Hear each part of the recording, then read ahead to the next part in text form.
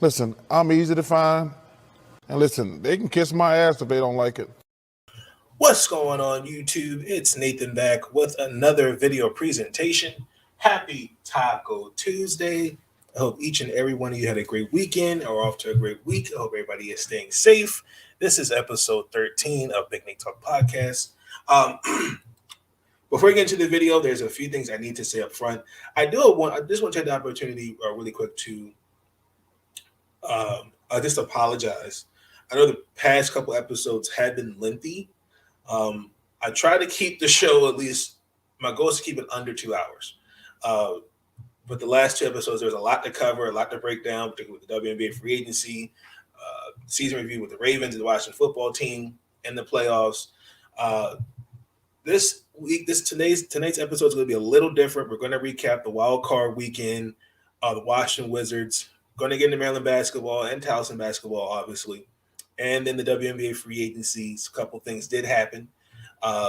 Again, I do apologize if the episodes are a little lengthy. I try to keep it under 2 hours as best I can. That is the goal. But I do appreciate the support that I have been getting on the channel. If you want to see more content like this, obviously consider hitting that subscribe button, notification bells on. Also, share the podcast. And also leave a like. That helps me and helps this channel grow. Anthony, what's going on, brother? Good to see you. So definitely share the podcast, and also too, leave your suggestions.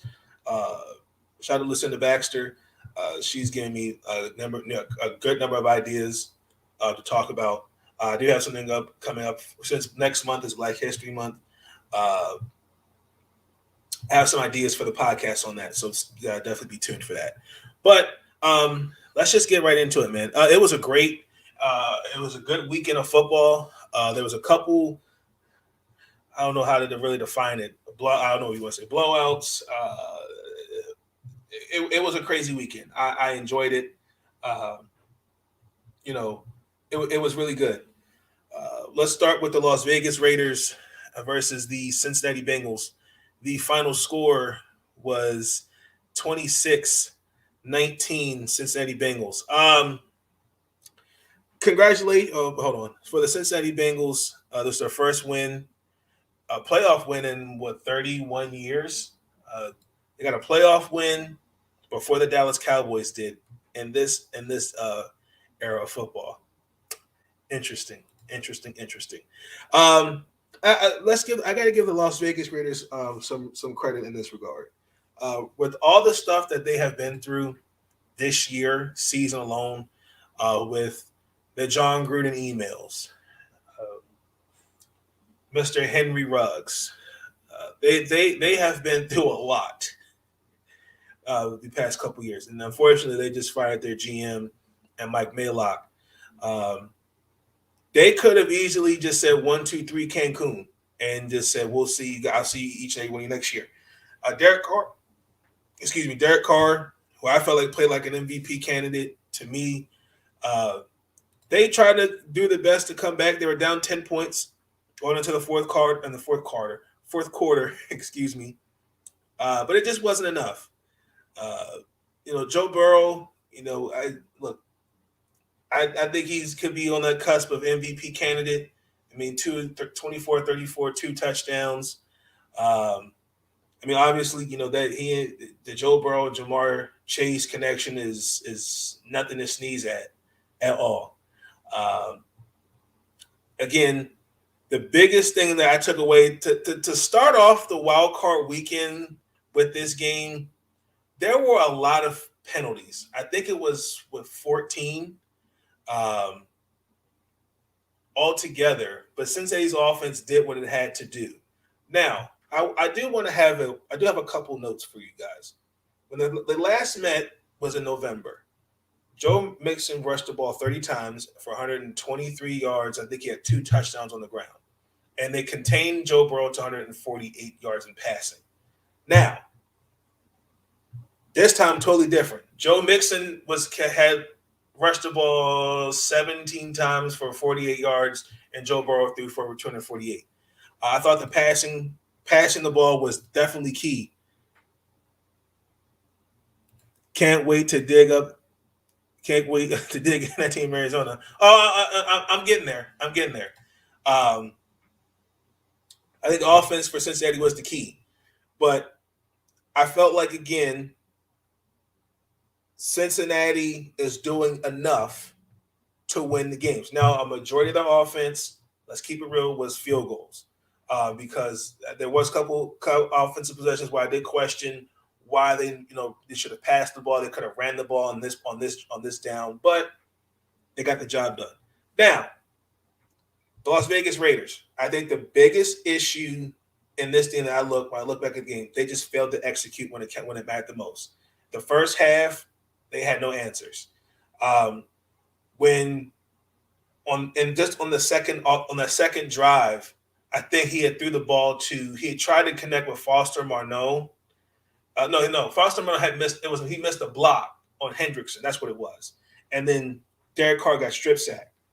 But also too, in the second half, they didn't look that much better neither. Like Hunter Renfrow was really the only guy. Sidney, what's going on, sir? I'm actually awake there when you started. They just had no answers. I just feel like executions what really killed the Raiders. And say what you want. I think Hunter Renfrow was really the only guy out there that showed a pulse. I think the Deshaun Jackson, Zay Jones showed up, I think, at kind of the wrong times. But like the last two drives, they tried to mount a comeback, and it just wasn't enough. Now, when you look at the score, ladies and gentlemen, the game was decided by 7 points. Okay, let's just be honest with that. Now, unfortunately, there was a controversy of what occurred. So what I saw was Mr. Joe Burrow. It was 3rd and 4. Dropping back to pass, Joe Burrow, and he threw a pass to Tyler Boyd for the touchdown. Now, from what I saw, he had stepped out of bounds.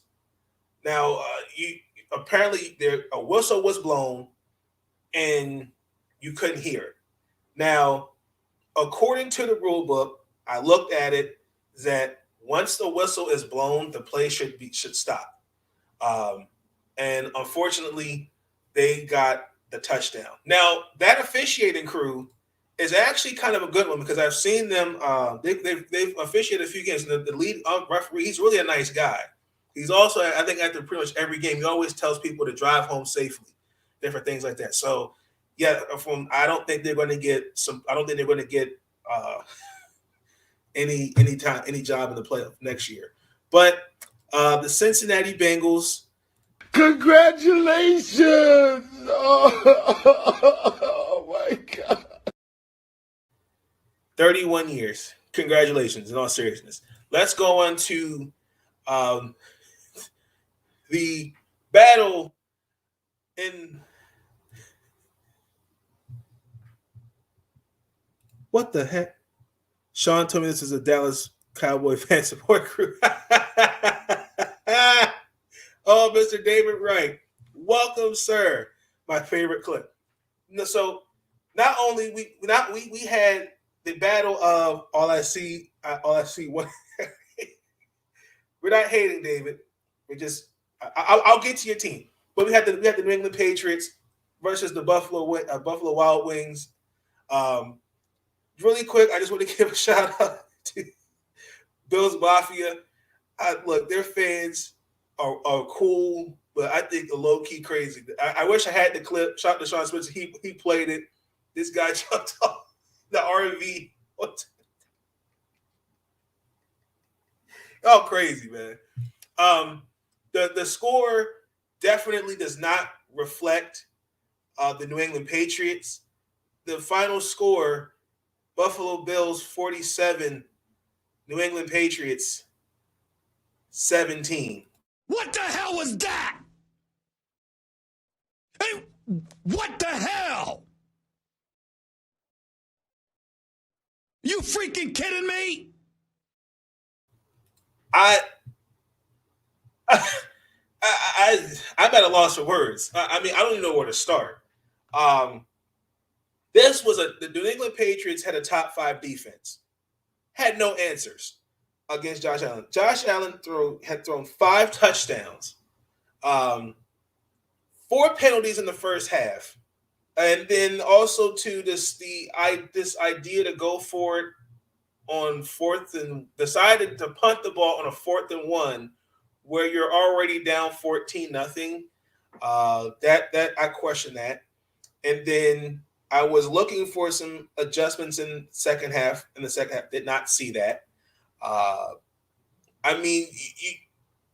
Buffalo didn't even punt the ball the whole game. Not one time did they punt the ball, and I'm like, wow. And then on top of that, they didn't stop the run game, and again, I have not seen this type of ass whooping since when the Baltimore Ravens played them, not the first time in the AFC Championship game, but the year we won the Super Bowl. I haven't seen that kind of ass kicking since that from the New England Patriots. I really did expect better from the New England Patriots, but again, the future's bright. I'm a believer in Mac Jones. I just think the Buffalo Bills were ready to come out and play. Shout out to Delilah Crespo. Good to see you. Reminded folks why they're in the playoffs. Exactly. I agree. David Wright, the GoFundMe and the table jumps are absolutely fantastic. I love him. Love him exactly. Sean said, put a little respect on my name. Oh my gosh. Don't act like you wouldn't trust Bill's defense even you're down 14. I know I didn't trust their defense. And I was really surprised. I mean, they got checked. They had no answers. Now, Buffalo. I have been very critical of Josh Allen because, again, he's the first in the QB class with Lamar and all them to get his money. And to me, he's the X factor of them getting – he takes this team as far as he can take it. And just in the first half, 4 touchdowns and 27 points. That is immaculate football. 300 yards of total offense and then finished it with 483. Like, Josh Allen had more touchdowns in this wild card weekend than Dak Prescott. Like, the defense also, it was a key on for my fantasy football team. 2 interceptions, and again held. And again, they converted 14 points on the defensive side of the ball too. But they did when it met, like, Buffalo came out swinging, and I think this matchup with the Chiefs. Oh man, I'm not high on Mac yet. He's an Alex Smith check down guy. I think I can see why you say that. Good point. Hi Ash. Good to see you. I agree. So let's see how he develops his mid-range game. He definitely doesn't need to be everyone. He just needs to own the field. Oh, I agree. There's definitely some improvements, but I definitely think there's definitely for room to grow. So congratulations to the Buffalo Bills as they move on to round 2 of the playoffs. Now let's get into the most surprising game of the weekend. The Philadelphia Eagles versus, I wouldn't say the Philadelphia 76ers. The Philadelphia Eagles versus the Tampa Bay Buccaneers. The final score, 31-15.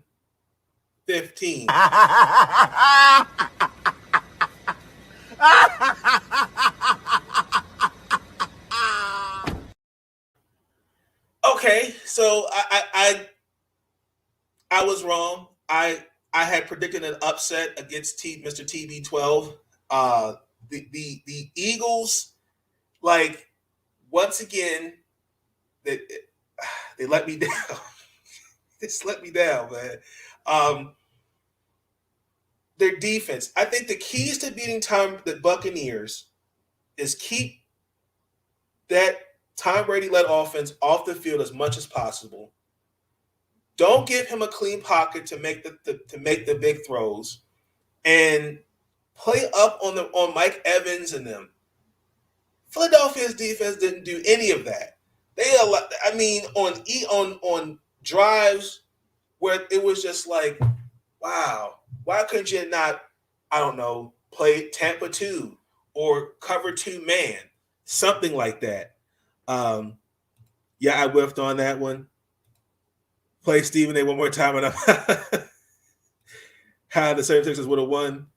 Bill, won't forget this embarrassing loss. Look out for next season for a response. I agree on Mac right now. Right now he's a good fit. Next season will tell us more. Long as Embiid wasn't playing. The defense was disappointing. Now, offensively, Jalen Hurts. Now, there was a potential. There was a couple of times where he missed some good throws. Particularly, I think it was to. I want to say was it Jalen Reagor, where he had beaten. I think it was the corner of the safety, and he didn't do that. They couldn't get open at all, and the offensive line did a horrendous job of protecting Jalen Hurts. And I saw the guy practically running for his life, and then looking like a lamb being led to slaughter. They had no answers, absolutely no answers whatsoever. I was very disappointed in Philadelphia collectively. Special teams, Jalen Reagor is a good guy on special teams. He muffled a punt when they were down 17-0, and then it just was just bad all over. I don't see the Eagles keeping him. Did you say surprising or LO unsurprising? I was surprised. They just had no answer. They had no answers for their defense. I mean, nobody could get open. Like it was bad. It was bad. And then obviously again, like Tampa Bay, like the biggest thing was their rushing attack. Sometimes it'd be a corner or a safety on the blitz. Jalen Hurts thrown under pressure. And then they made Philadelphia on both sides of the ball, just made them look bad. And I mean, they definitely took advantage, particularly when Philadelphia's on defense. I don't know why Philadelphia had 2 safeties playing that high. They just picked the Eagles apart. But the future's bright for the Philadelphia Eagles. I mean, they got 3 first-round picks. I think I know what they need to focus on. I feel like they could get another wide receiver-ish. They didn't score any points in the fourth quarter. That was very embarrassing. They could get a couple, probably a defensive guy. I mean, it's all what's there, but disappointing with the Philadelphia Eagles. That was my pick. And we transition into the Sunday games. But before we do that, I have a little clip for y'all. Mediocre team and Big D. That's what makes this funny. How about the Cowboys? How about the Cowboys? Some way, somehow, when they count, just wait. They will let you down. The accident, they will mess it up. Just wait. The accident, they will let you down. Just wait. The accident, waiting to happen. It will happen. I'm predicting they're gonna be irrelevant. I'm predicting an absolute embarrassment for the last decade and a half. They make me laugh. All the talent that they have is unbelievable, man. Big D, teasing you. This is what they do. Walking through, we show up on cue. Accident, something will go wrong. Accident of the big Jumbotron. Accident, gotta recognize it's a black cat running around that franchise. Stay with it. Accident, they will mess it up. Just wait. The accident, they will let you down. Just wait. The accident. Waiting to happen. It will happen. How about the Cowboys? I tried to look. The final score was 23-17. I tried to warn. Look, David Wright. Listen, look, man. I love you. You are probably one. You and Ash and Janae are probably the really only true Cowboy fans that I really. Oh, come on, don't be like that, David. Y'all are really the only true Cowboy fans that I actually have respect for. But no disrespect. But you guys asked for this. I mean, look. I looked at the schedule. Other than 2 games, nobody stood out. Other than Arizona and Kansas City, I mean, you guys had practically a mediocre schedule. I mean, this. Let's keep it real. This team that's elite, that was put to rest Sunday. Mr. Dak Prescott, Mr. $75 million man, and we'll get into it a little bit too. They just as a cohesive unit, Dallas should have won this game.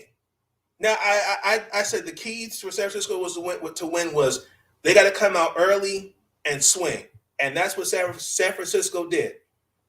No, I called that all year. No, I'm with you, but I'm just saying I think you have others in your fan base that were all like, "Oh, Super Bowl, blah blah blah blah." But let's talk about this. In the first quarter, like they just looked it looked bad. Discipline all over around. Had 14 penalties. That can't happen. When particularly the play where I think it was Cedric Will, I think he tried to throw it back to Amari Cooper, a trick play that turned into a fumble out of bounds. That made no sense. And then on top of that, Dallas's defense on the third down, you allowed Brandon Ayuk to you let him get a significant amount of yards, and then another field goal. Shout out to Robbie Gould. I don't think that record's going to get broken. Now, then you guys scored because it was 67 yards on that drive. Okay, no problem. But after the interception with Anthony Brown, the field goal by Greg Zuerlein, I'm like, okay, Dallas has a chance to win this game. Now, when it counted the most, discipline. Why is DeMarcus Lawrence a holding call? I mean, just silly penalties is what caused the Dallas Cowboys this game. Now, let's also talk about we had 3 games that mattered. The Tampa, 0-3. Oof. Oh no, the Cowboys fans left the room. They knew he was going to be big. Randy Gregory, not DeMarcus Lawrence. Thank you, Sean. Let's break down that last bit of time. Now, couple things, okay? So, ladies and gentlemen, when you're in 2-minute warning football and you're down a certain score, the goal is to get down the field as quickly as possible to score and try to get the ball back, hopefully, with a significant amount of time to try to score, to tie, or win the game, okay? Dallas Cowboys had no timeouts. My question is,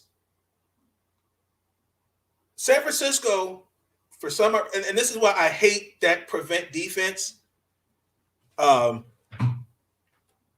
the sidelines. Because, ladies and gentlemen, if you have no timeouts, okay, the best thing to do is to get out of bounds, which Dallas did. I will give Dallas that credit.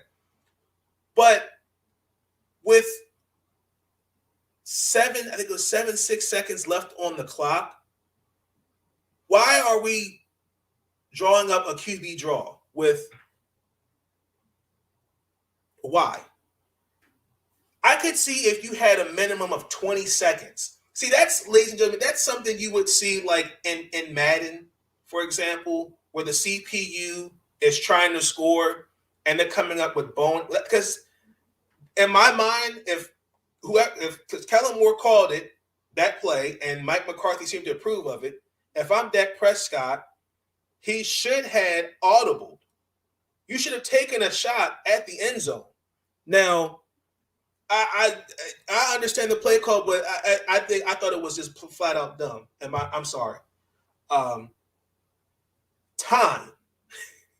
is my point. Like, once again, all this elite talk got to stop. Dak Prescott did not have the greatest game. Let's call it what it is. The offense, when your running game, 78 yards, that can't happen.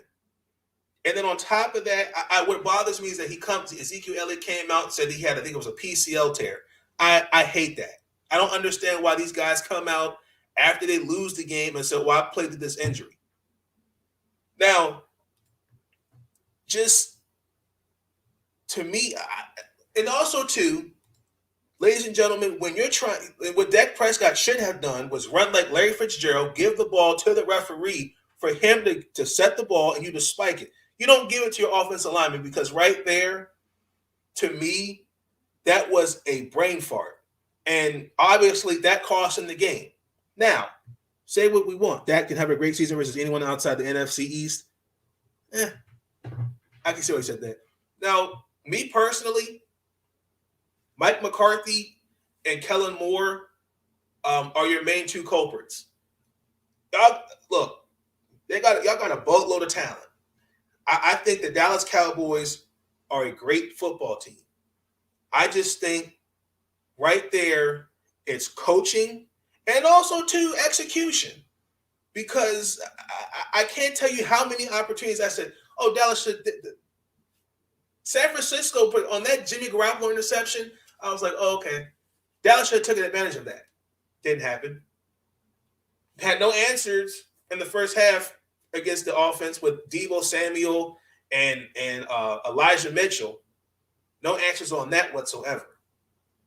Do I think Mike McCarthy needs to be fired? Yay, I'm in the middle of that, because here was a guy who said, I learned so much of guys across the league. I did not see that Sunday. I saw the same old Mike McCarthy from when he was in Green Bay. The biggest thing we all talked about was his clock management.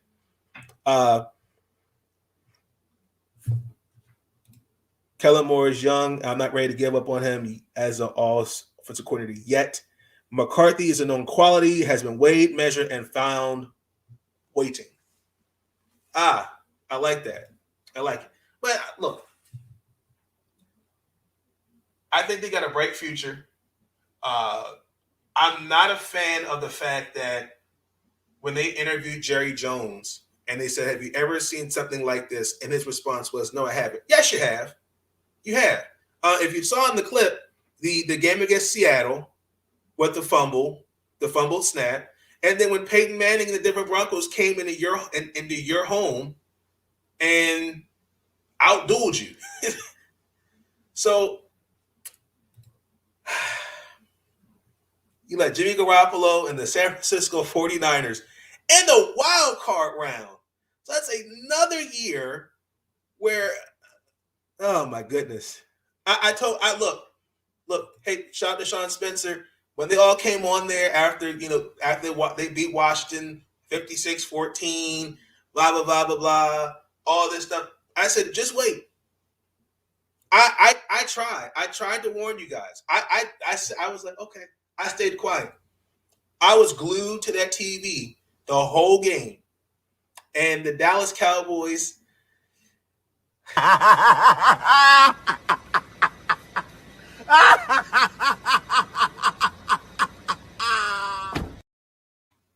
This is our most talented team we've had since '96.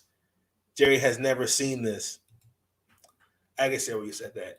So, look, the future's bright for the Dallas Cowboys, but I really do think some coaching needs to be evaluated. Let's just call it what it is. Also, too, it was the game was on Nickelodeon. I did not watch that, so Oh no, okay. Jerry Jones was asked, "Can you remember Eflin is disappointed about a loss?" Yeah, he said, "No, I don't remember." Those two games come to my mind as disappointing losses. So let's transition into the Sunday night game. The Pittsburgh Steelers got dubbed on the road again by the Kansas City Chiefs. What the hell was that? Hey, what the hell? You freaking kidding me? I'm not going to even sit here and act like I didn't know this was coming. Or act like I know this was coming because I did it.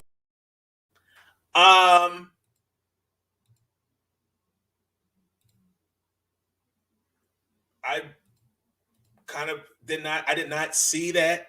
Let's move on. David, this is a safe space. Oh, I'll get to that. I'll get to that when we talk about the NFL news.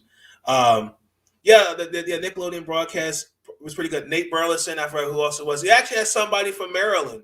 I forgot the young man's name. I actually got to interview Mr. Debo Samuel. So shout out to him. Pittsburgh.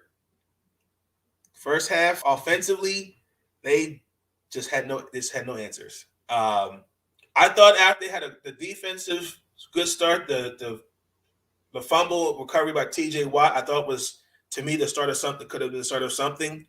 But when you start the game off with 8 punts and then that fumble by Najee Harris, 5 minutes, I think it was like 5 minutes in the second half.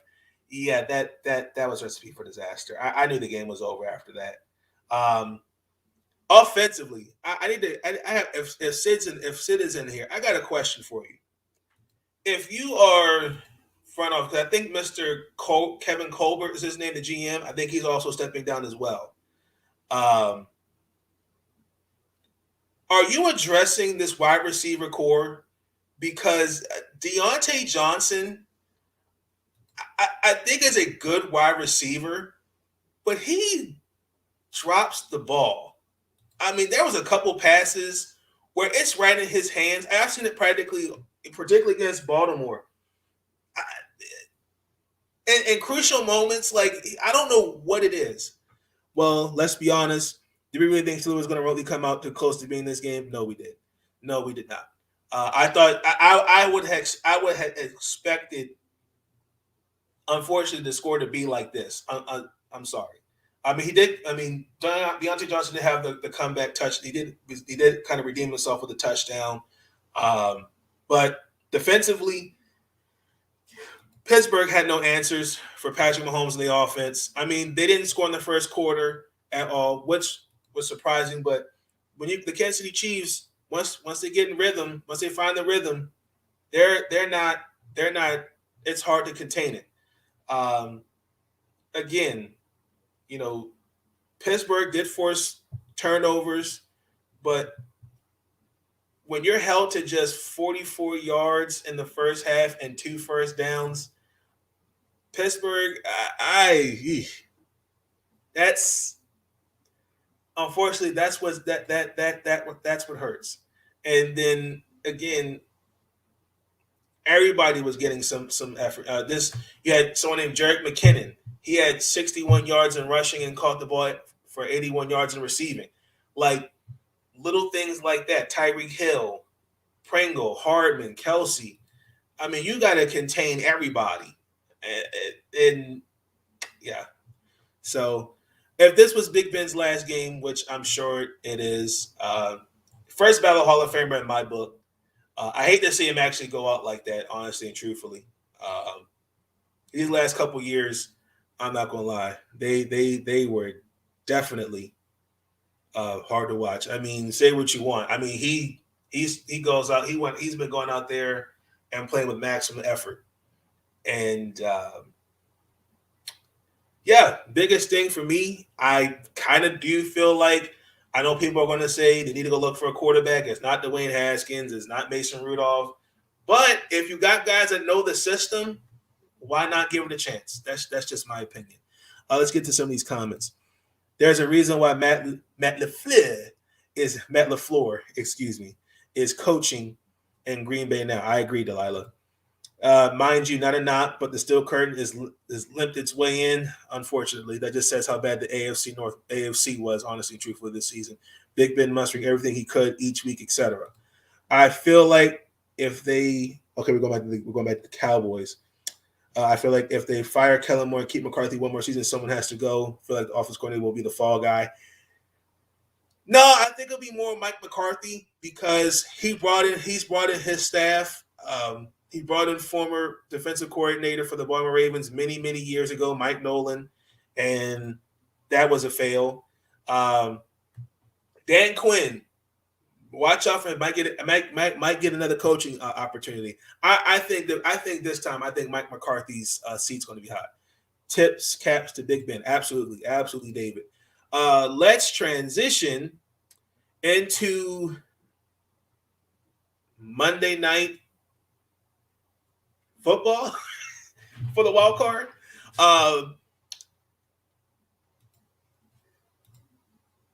The Los Angeles Rams. Yes, the Pittsburgh Steelers were my upset pick. Too bad. Yeah. The Los Angeles Rams surprised us by defeating the Arizona Cardinals 34-11. What the hell was that? I'm pissed off. Get it together. Y'all look like trash. Very, very disappointing of the Arizona Cardinals. I'm just going to keep real. They were nowhere to be found. They did not show up one bit. When you start the game off 4 straight 3-and-outs and negative yards, that is a recipe for losses. Hold on, let me get to these comments really quick. Whoa, no surprise here. LOL. Why? Because Mason Rudolph is still afraid of helmets, and Haskins just had one bad Sunday performance from the other strip club incident.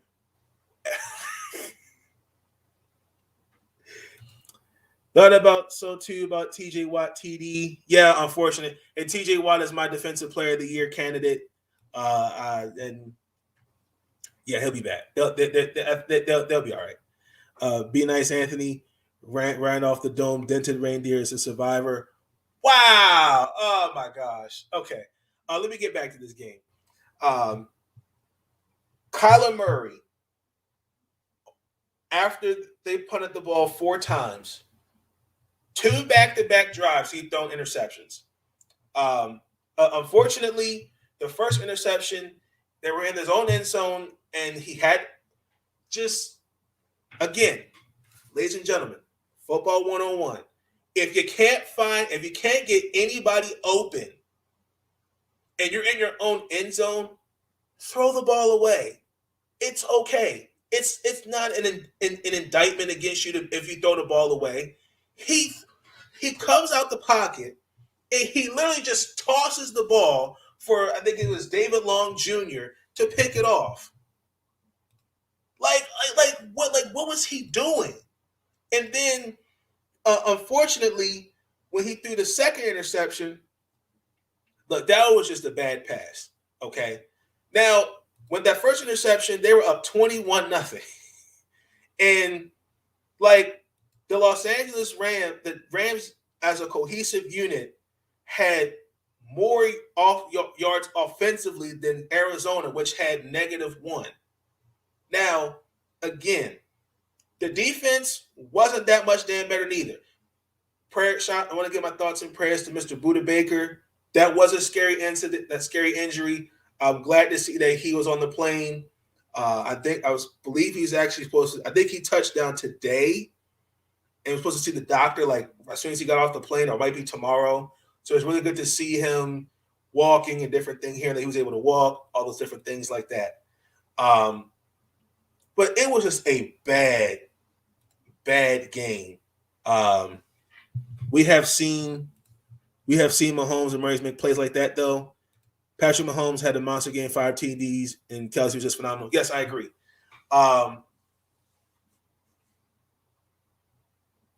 Cliff Kingsbury, I'm very disappointed to not prepare these guys. And you've got some guys that have playoff experience, should have, particularly the guys that have not been in this kind of situation before, to calm the young guys down and show and show by leadership.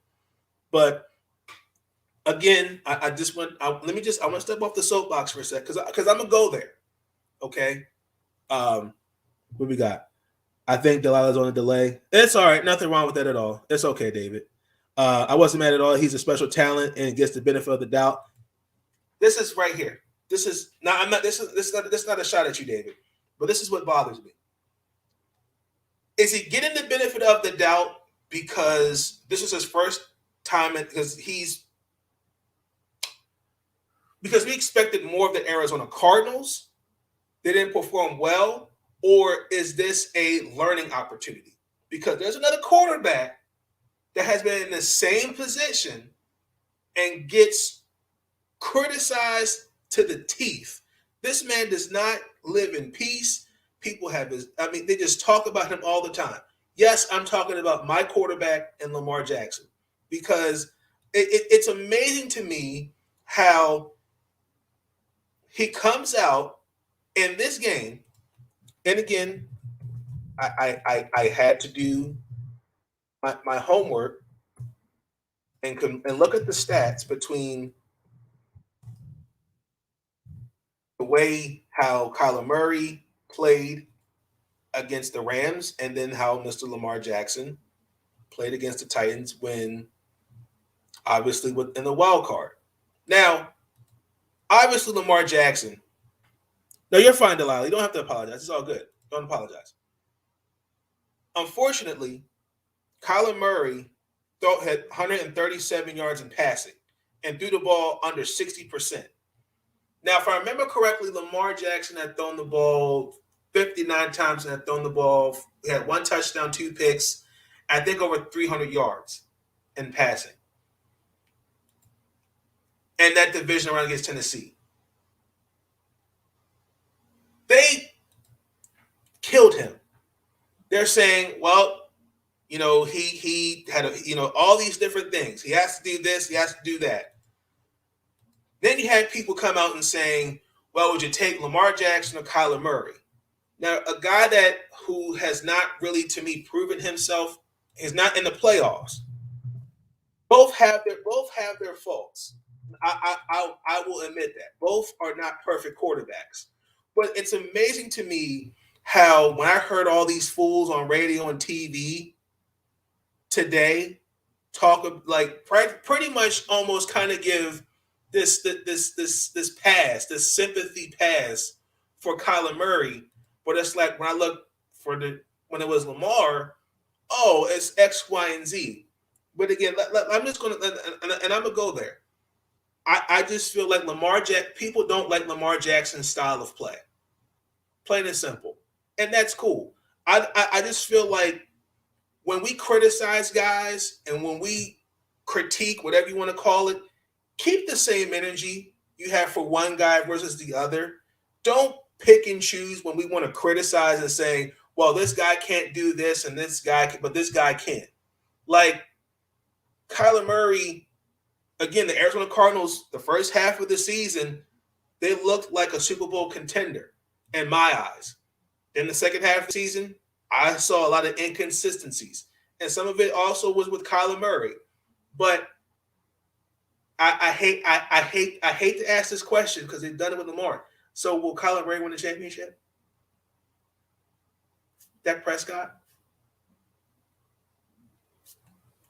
I just want to point that out there.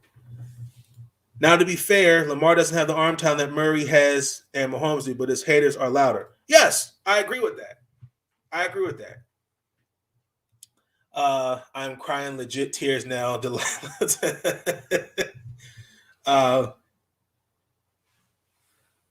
Wait a minute. Oh, wow. You read that wrong, Anthony. So that was a very, very a very one-sided football game. The Los Angeles Rams, look, Matthew Stafford takes this team as far as he can take it. I was on the record. If they lose this game, Jared Goff won the trade. Matthew Stafford has to be the reason the Los Angeles Rams make the playoffs. His first playoff win for Matthew Stafford. Congratulations! Oh my God. I do want to really quick say this. I don't have anything against Matthew Stafford. I like Matthew Stafford. I do. But this notion when he was in Detroit, we act like the man didn't have some type of wide receiver help. I get it, besides Megatron. But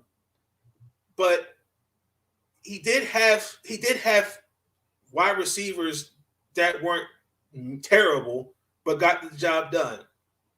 Marvin Jones Jr. I think he had Golden Tate. I think he even had Jesse James, Reggie Bush. I just don't. I wanted to address that. No, Stafford doesn't have to be the reason they win, but he can be the reason they lose. No, what I mean, he has to be the reason because look, they invested all. They put all their chips in the middle of the table for this guy. They have, and I just feel like, again, when you invest in a guy like that, yeah, there's high expectations. That's just me. Big difference between having Megatron and a star-studded roster, top to bottom on all three sides of the ball. I agree. But I'm not gonna lie, those Lion teams were kind of low key. They really should have given him some help in Detroit, but that's what happens when you take two $100 million contracts. No, shout out to Matthew Stafford. Congratulations on your first playoff win. And also, too, shout out to Odell Beckham Jr., who had a good game. I still don't think to me, I still am a little confused on why we're just pointing the finger at Baker Mayfield. And not one time I have yet to hear we're calling out Kevin Stefanski, because that's play calling. That's coaching. That's not Baker Mayfield. I mean, some of it is Baker, but some of it also, too, is on Kevin Stefanski. That's just me. In Detroit, he was it. Los Angeles, he's just another stud. Okay. I agree with that. That's all he was wanting for David, the balanced football team. I agree with that. Definitely. So that was the wild card weekend. I thought it was really great. I'm really not really too fond of the extra two teams. I feel like I think the combined score up until last night, I think, was like 126-69. I'm not really was too fond of the two blowout games. But for the most part, I think it was entertaining. I like it. Now we go on to the round 2. So I've never seen a man so re-energized now that he's got other pieces. Yeah, and you said another man that got to fail in Jared Goff. That's messed up. Let's transition to NFL news.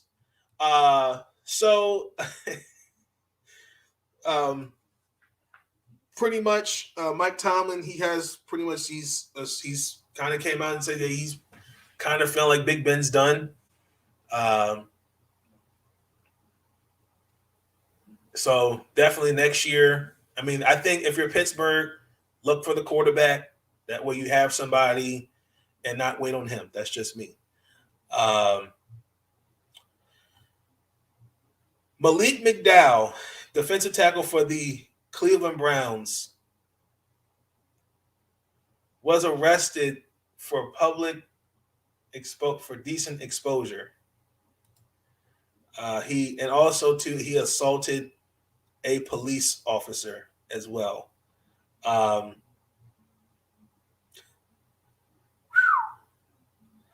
Okay. I don't know what to say about that one. Mike Mayock was fired as GM for the Las Vegas Raiders. I figured that was going to happen. Mike Mayock, that was an interesting hire. That's all I'm going to say. I think this is good for Mark Davis. I think to start all over from the top, bottom, get football people in there, build something. I like the guy they have right now currently as the coach. Yeah, thank you. Took the words right out of my mouth. Thank you, David. Moving along. I like the coach they have currently. I think he would be a candidate for next year's head coach, honestly and truthfully. I like it. So I feel like also, too, they may keep Derek Carr. All depends on what he wants to do. So Dak Prescott came out. He made some comments. He wanted to apologize about he's supporting after that loss. He pretty much was. I feel like I understood what he was trying to say, but it was the way he said it. Basically, he was like, "Well, I kind of was okay with them throwing trash at the fans, and I mean at the referees, and that's not cool." Regardless of that, I felt like that was really disgusting to watch. I saw it on Twitter that you not only had the fans throwing stuff at the referees, but some of the players were getting trashed on at them. I think that's classless. I think that's very that says a lot. I get it. You're frustrated that your team lost, but I would think if you are America's team, that was very disappointing. And you even had some NBA officials come at Dak Prescott and did not like those comments. He apologized in a tweet. He deeply regretted the comments he made about the officiating. Again, I just felt like that was really, really wrong to see that happen. Because look, referees, they're human too. They make mistakes. I mean, look, they shouldn't be mad at the refs. Be mad at the players. Be mad at Mike McCarthy and the coaching staff. But you have got that was just that was disgusting. That really was disgusting. So now the coaching, just like Jerry, I don't think this fan base has been ever this disappointed or surprised. Dak knows he's just responsible for the losses. Anyone, he was just deflecting. Oh, of course, and that's something, ladies and gentlemen, that I keep emphasizing: holding these players and these coaches and anyone accountable, because they're getting paid. Dak Prescott's getting paid damn near $75 million, and in that press conference, nice post game, nice outfit, looks sharp, but didn't have a great game. Hey, look, I didn't have a good game. I had to come out and be better. That's what accountability looks like. Not deflect blame and say, well, I know I played like trash, but referees, man, that's no.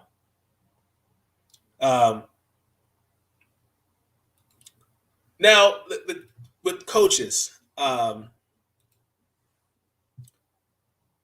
so the Houston Texans interviewed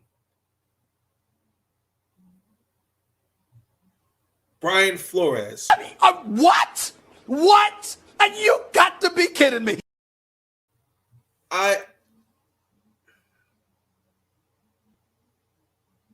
I don't know what to feel about that, because I'm gonna tell you why. Because I'm not a conspiracy theorist, but something rung in my head. So I think it was that Black Monday when they announced that he got fired. I said, okay, something tells me the Houston Texans, because David Culley unfortunately was fired too, and something was like, they got this quarterback that knows Brian Flores and wants to play under him as a coach. And I said, it wouldn't faze me if they interviewed Brian Flores. And it happened. And now I'm sitting here thinking, now suppose they decide to hire him, and does Deshaun Watson stay or not? Now, Stafford has the arm. Okay, I think Delilah's on the delay. It's all good. Not on Stafford. His defense actually step up and pressure TB12. Yeah, I will get into that, Delilah, on Friday's episode, so be tuned in for that. Stafford has the arm and gives me touchdowns as Tom Brady. But if the Rams defense doesn't show up against TB12, like the Denver, I agree. Flores, come to Dallas, please. Brian Flores, please come to Baltimore. Thank you. Yeah, OBJ got $500,000 for that touchdown. Yes, he got a nice little bonus. Nice little bonus incentive. I like that. Congratulations to OBJ. So it would not faze me if they hire Brian Flores. Because, again, it's just something about the whole thing with Deshaun Watson. It just doesn't – I'm not going to get all into that, but just something about the whole situation. You didn't hear any of that stuff when they were barely making the playoffs, and then when they're not making the playoffs and they're practically doing a fire sale, he wants out. Then you hear that kind of stuff, like no. And then on top of that, I think the reason why David Culley was fired, I think he was just the guy that just keep the ship sailing as much as possible until it got back to port so it can be safely repaired. Because when you look at this team, the way he came, because whoever came into this team in Houston, they knew Nathan's tinfoil had his beeping. That's a good one, David. I think they knew, but they're going to take this job. They knew their feet was going to be put at the fire. They knew that, and unfortunately, David Culley.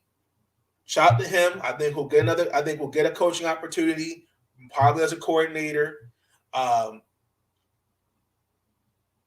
you look at this team, Bill O'Brien's fingerprints are all over it. Now,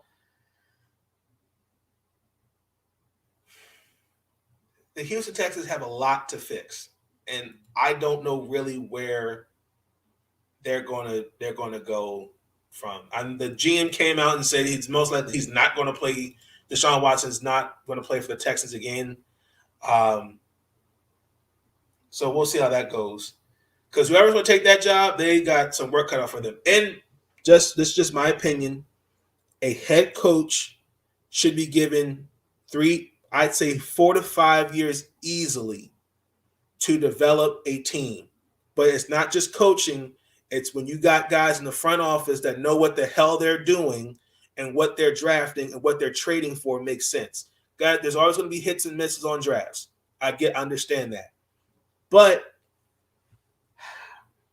and I don't think the Houston Tech and when Bill O'Brien made them trades, oh Lord have mercy.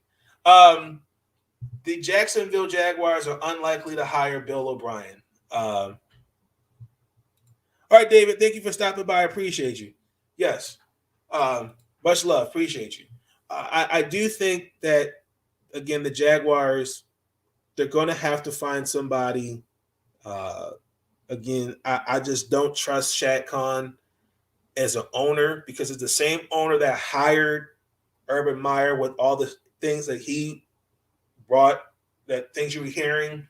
And I just felt like it wasn't a good hire, in my opinion. But this is the same guy I got to put my trust into to find the next head coach. So I feel like Bill O'Brien, I think that was just more of a, to me, no, you got to do better than that. Jimmy Garoppolo did practice today. I mean, as of today, it's Tuesday. So he'll practice tomorrow, Wednesday, excuse me.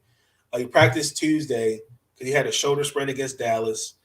Nick Bosa is coming off a concussion.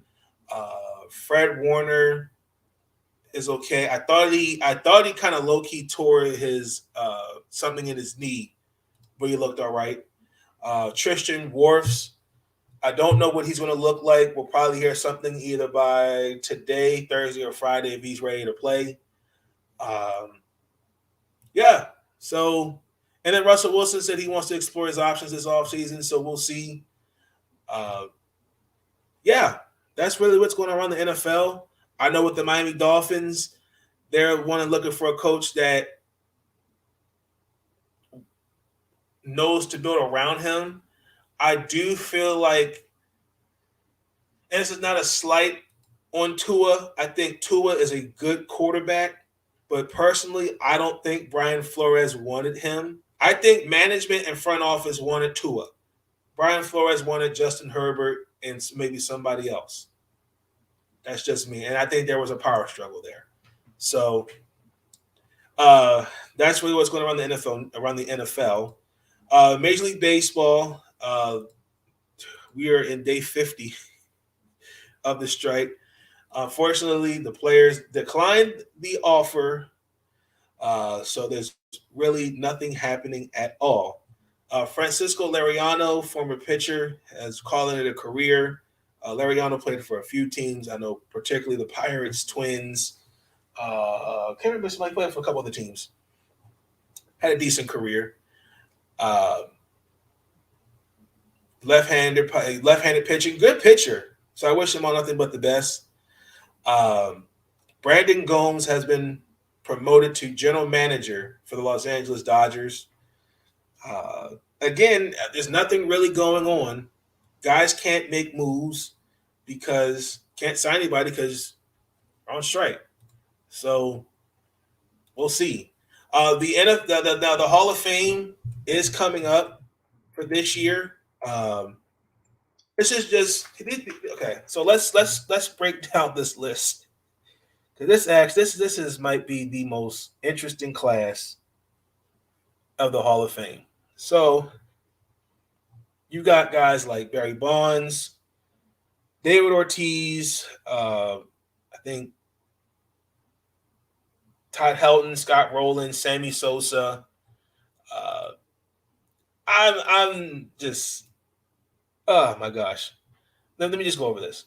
Kurt Schilling, Barry Bonds, Clemens, Scott Rowland, Omar Vizquel, Billy Wagner, Todd Helton, Gary Sheffield, Andrew Jones, Jeff Kent, Manny Ramirez, Andy Pettitte, Sammy Sosa, Mark Burley, Torrey Hunter, Tim Hudson, Alex Rodriguez, David Ortiz, Mark Teixeira, Jimmy Rollins, Carl Crawford, Jake Peavy, Justin Marneau, Prince Fielder, Joe Nathan, Tim Lincecum, Jonathan Papelbon, AJ Przinsky, and Ryan Howard. A couple of these guys are first years. Now, Bud Fowler and Buck O'Neil, they are going in the Hall of Fame, well deserved. In my personal opinion, Buck O'Neil should have already been in the Hall of Fame, and Bud Fowler as well, as both as pioneers / executives. On the committee, Gil Hodges, Jim Catt, Minnie Minoso, and Tony Oliva. The Golden Days Air Committee will induct them in the Hall of Fame. So congratulations. This, to me, is not a good class, to me. Really nobody honestly and truthfully stands out. I've been on the record. I don't think I would not put Alex Rodriguez, Barry Bonds, or Sammy Sosa in the Hall of Fame. Guaranteed. They would not get my vote.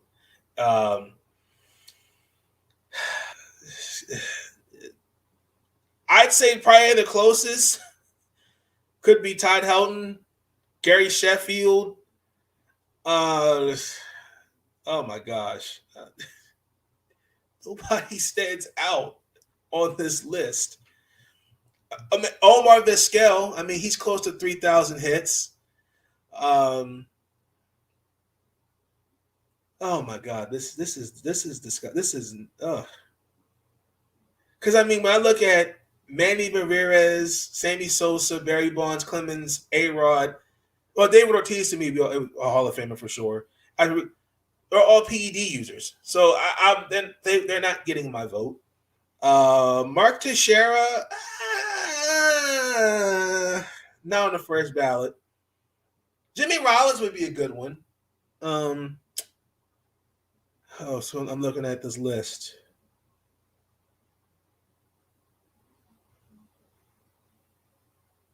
Papelbon has 368 saves.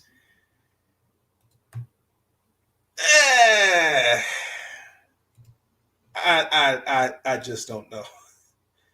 Ryan Howard, low key, I think injuries kind of caught up with Ryan Howard. Ryan Howard was was a god.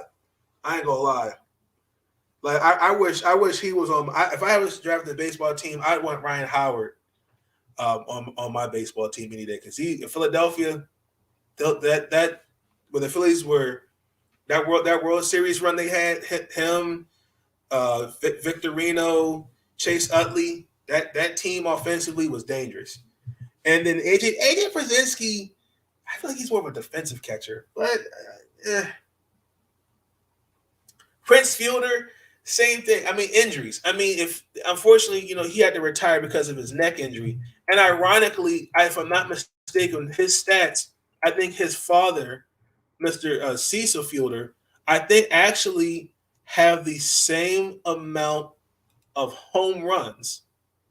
I want to say, yeah. So,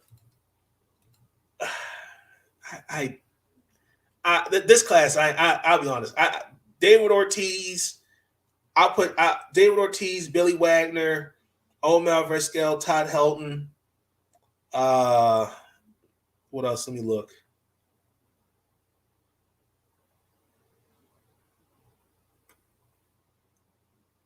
Kurt Schilling, Jimmy Rollins, they would get my vote. Everybody else, I mean, no. Like Jake Peavy, no. Justin Marneau, no. Like, let's move on. Let's move on from that. The NBA. So we're going to talk about a couple of basketball games. The Washington Wizards. Oh my gosh. From this past weekend, we lost to the Portland Trail Blazers 115-110. This was a team we should not have lost to. They had no Damian Lillard, no CJ McCollum, and unfortunately, we just looked like trash. Unfortunately, and also too in that game we didn't have Wes Unseld, who's in COVID protocols. Corey Casper started at point guard and that shooting guard in that game for Bradley Beal. Actually had 13 points. But in the first half, going into the second half, was 68-57. Anthony Simmons looked like the second coming of Damian Lillard. He scored 26. I think of his was 31 of his points. No answers for him. No answers. I mean, at one point, I think going into the second half, we were down 18. Yusef Nurkic had a double-double at 23 points and 14 rebounds. Like, and then the turnovers killed us. I don't get it. Dinwiddie had 27 points in that game. Kyle Kuzma and Harrell had, I think it was 16 apiece. Just disgusting. In that game, I was really disappointed. Like I'm like, this is the team we should beat. Didn't happen. Now, what was really funny was that we come out the next game, the Philadelphia 76ers, and practically blow them out. So I'm kind of like confused when I watch these Wizards. I don't know what I'm looking at. 1 minute I'm looking at a team that looks like they have it all together, and then the next game, they look lost. I don't get it. Like, obviously, we played on MLK Day. I think, it's, to me, I feel like it's always an honor and privilege to play on a day like that. So it was good to see these guys out there playing. Everybody was back healthy, even though we didn't have Wes Unseld. And I can't remember who the other assistant was. So I think it was Coach Blair. Coach Blair stepped in there. Bradley Beal was back too because he was in league protocols. Joel Embiid had 32 points, 8 rebounds. I ain't gonna lie, for a moment there, I thought he had us. He got Gafford in the foul trouble real quick. I think Gafford, just in the first half, had 3 fouls, and then got Thomas Bryant early. He got Thomas Bryant in foul trouble as well. That was that just it didn't look good. All as a cohesive unit, we shot 60% from the field, and we made 50% of our threes. Not bad for the Wizards. Now, a couple things still need to take away from this game. Kyle Kuzma, who has been on a tear lately, was saying on Twitter, Kuzmania. So I think he's making a case to be a part of the All-Star team, not All-Star starter, but make the All-Star team, probably the bench, the reserves. There you go. Harrell had 18, 7 rebounds. Thomas Bryant had 15. Roy Hashimura and Corey Casper had 11 apiece in the game. I still feel like the Wizards need to really make a couple moves. I still feel like they need a point guard. I think they need a guy that can space the floor. Because we're right now the 8th seed. From where we were well over a month ago, I say about 2 months ago, we were first place. And to see where we're at from first to now the 8th seed, that's a joke.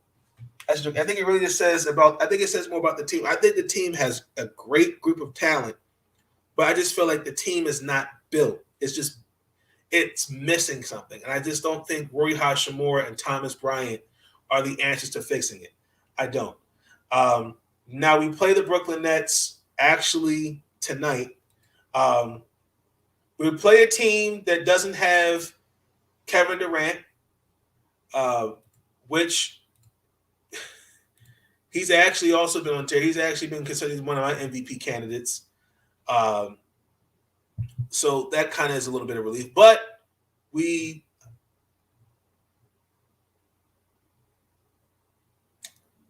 got to face Kyrie Irving and James Harden, who had combined 49 points against the Cleveland Cavaliers. Again, I think the biggest key is containing Kyrie Irving and James Harden scoring. I definitely think the injury bug for Brooklyn this year has been big. And I think with Kevin Durant now, with the MCL tear, he's supposed to be strain. No, not tear, strain. MCL strain. He's going to be out 4 to 6 weeks. So Brooklyn, their record is 27-16. So I feel like Kyrie Irving and James Harden are filling in that role. So we're definitely going to have to contain them. He had 22 points against the Cavaliers. He's also leading the league in assists, which that's James Harden. I think he likes to pass the ball, pass, then shoot. That's just me. Now, Kyrie Irving, he's a part-time player, so he can only play on the road. But we'll see. He'll probably play, but we'll see. No, I take it back. Hold on, let me make sure I have this right. Are they playing here? We're playing in Brooklyn. I just want to confirm that. No.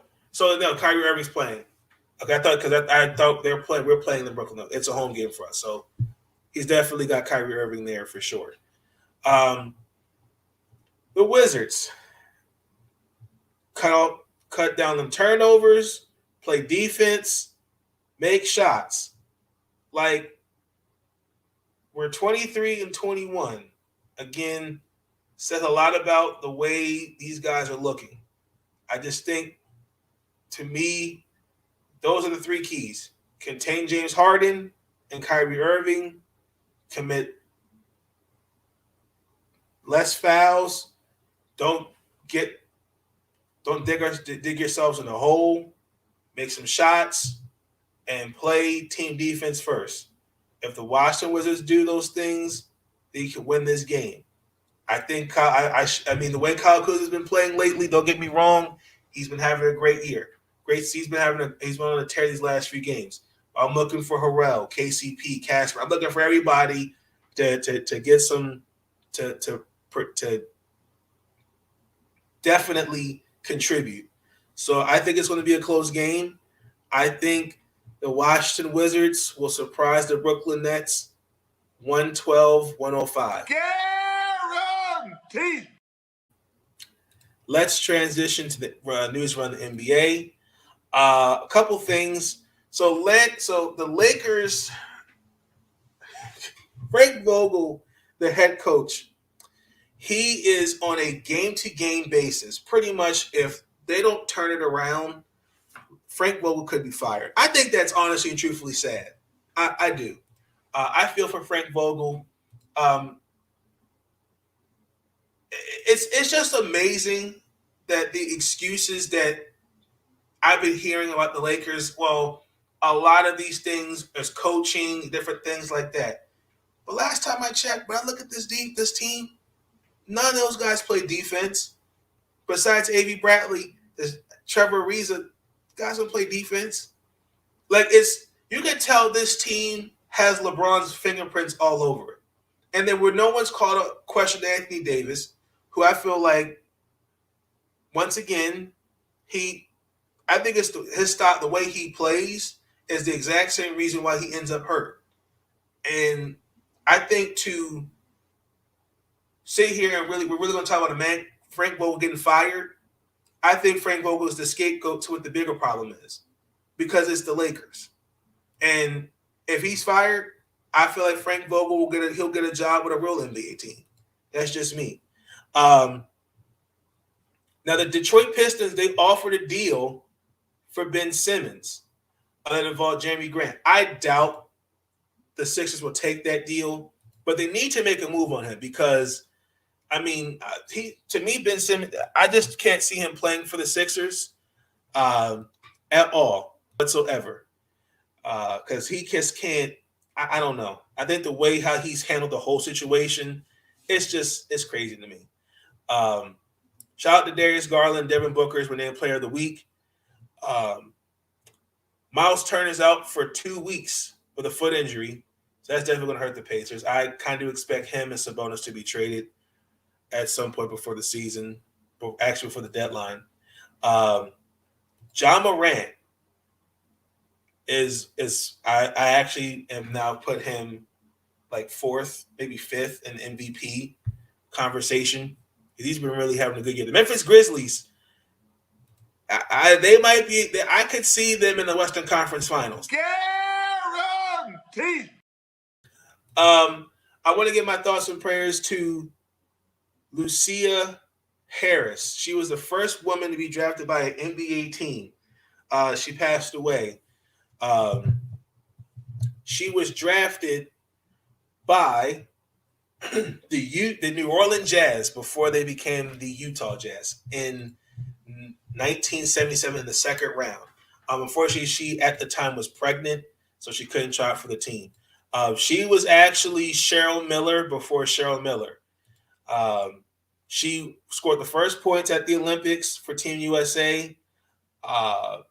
She was inducted to the Basketball Hall of Fame in 92. The first Black woman to do that as well, and she was enshrined into the Women's Basketball Hall of Fame in 1999. She went to Delta State University. She won 3 national titles and also earned a medal with the United States in 1976. At the Montreal Olympics, excuse me. So just want to send my thoughts and prayers to her family. Definitely a pioneer for women's basketball. And we now have to painfully transition into college basketball.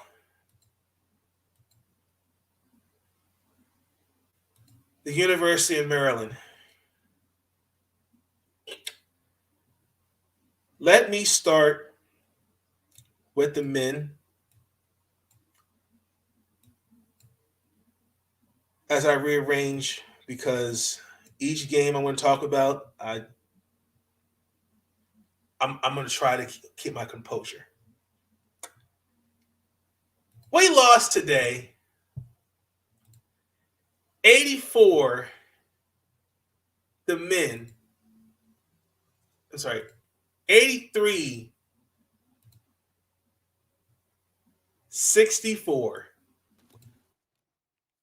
What the hell was that? I'm pissed off. Get it together. Y'all look like trash. Just disgusting.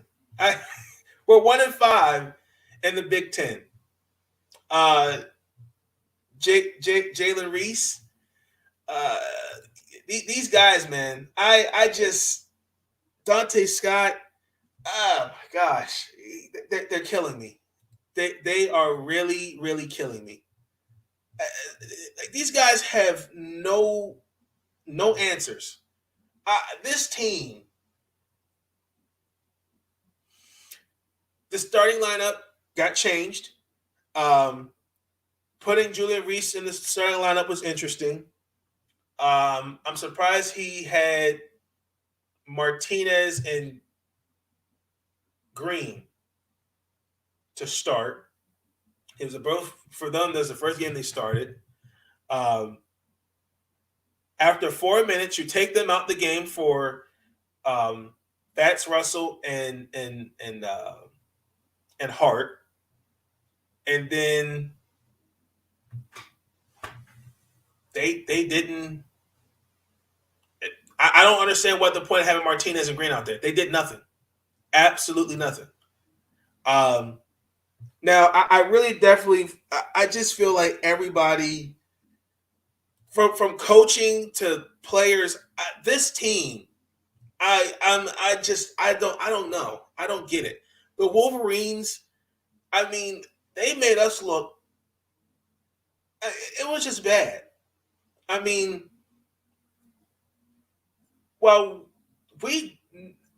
there was nobody when I watched this game on the Maryland side of the ball that I could say that who could change this game. Like, Michigan's starting five, like, just went to town on us. Like, 4 of their 5 starters were in double figures. I can't think of Dickerson had 21 points, 10 of 14. 30 minutes on the floor, and he did that. I mean, as a cohesive unit, they just shut us down. Hunter Dickerson, I think that's his name. But these guys, man, I mean, Dante Scott tried to bring some life into us, but I mean, in the first half, we're turning the ball over. I mean, we're not making shots. I mean, 7 of 23. And at 20 minutes, 10 turnovers. That's 10 times we turned the ball over. Like, Eric Ayala.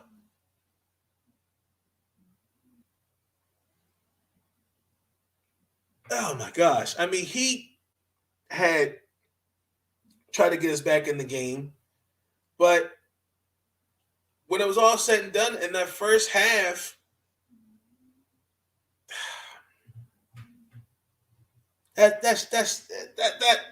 was awful basketball. I mean, we're now, like I said, we won in 6. That came off of overtime against Northwestern. Other than that, this Maryland team against Big Ten opponents, they're trash. I'm sorry to say that. I mean, we were not making adjustments, and we just have no answers, no response against these opponents. We're 500. We've got Illinois Friday. We've got Rutgers again, Indiana, and then we got to face Michigan State. Like, at this rate, the Maryland's men's basketball team is not making March Madness. Guaranteed. It's just not. I mean,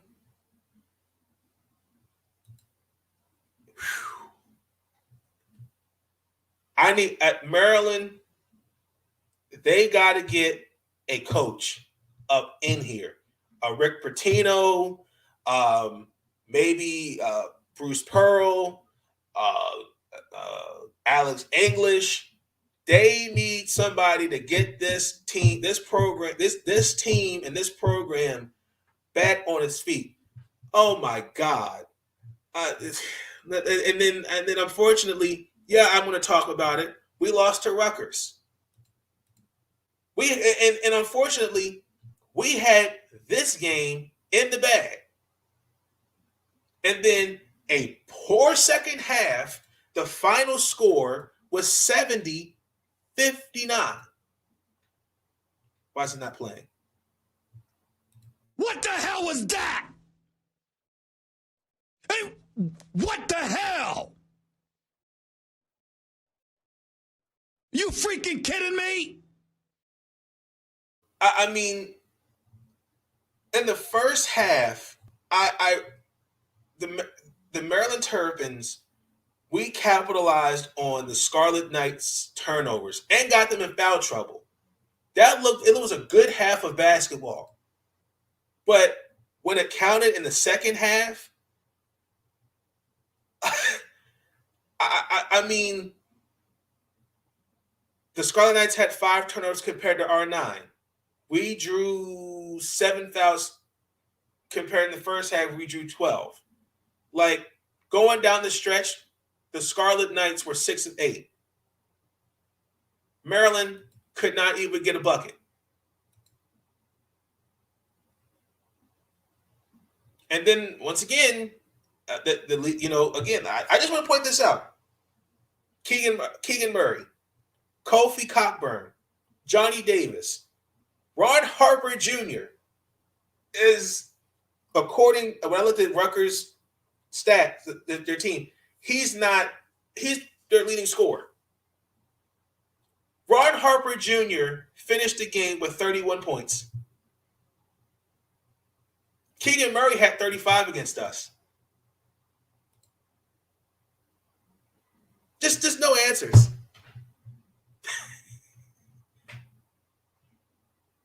And I'm sitting there thinking, like, well, the Scarlet Knights, they struggle on the road. They're a better home team than they are on the road. Like, oh my goodness. We played Vermont, George Mason, George Washington, and Brown University. Like, non-conference. And we let that happen. Just disgusting. Like, we're letting top scorers on teams like that come out and just flat out embarrass us. Like this team, I think, is talented. They've got pieces.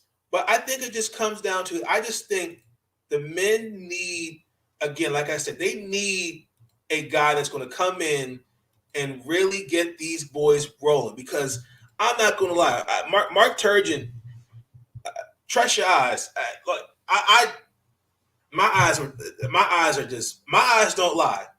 What I see is a team I think they got the talent, but when it comes to execution, and it's not there. And then, unfortunately, the women played the Michigan Wolverines. And before we get into that, I want to send my thoughts and prayers to Brenda Freeze as she lost her father, Papa Freeze, who's definitely been a part of that program for years, since she's been a coach. I know she's not going to coach against Ohio State, and probably won't coach against Rutgers that Tuesday. So I don't see her coaching those 2 games. I'm not going to play those clips because to me, though, I could see the girls overall. They didn't look like they didn't want to be there. Unfortunately, it was a 20-point loss, 69-49. And Michigan is the number 11th ranked school. We were ranked number 8, and that actually kind of hurt us going into this game for sure. Which, for the most part, there's not really much to take away from it. Where do I begin? I just think defensively, we just had no answers for the Wolverines. No answers. They couldn't get anything going. I mean, just in the second quarter, they only scored 3 points. In the third quarter, it was 11. And then, I mean, compared to what I saw in the first quarter where they shot 60%, I mean, Michigan, no answers for them. I mean, Michigan shot the ball. They were 10 of 15, and they had I think it was 5 threes.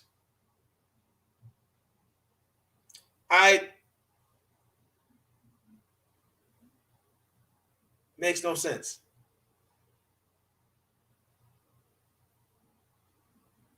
Now, last year, they have Naz Hellman, who's the player of the year. That's their 3-point specialist. In the first half, we contained her. Then, obviously, it happened. Like, Chloe Bibby brought us back to 10. I think it was like 8 minutes or something in the second quarter. I mean, just going into halftime, the score was 34-19.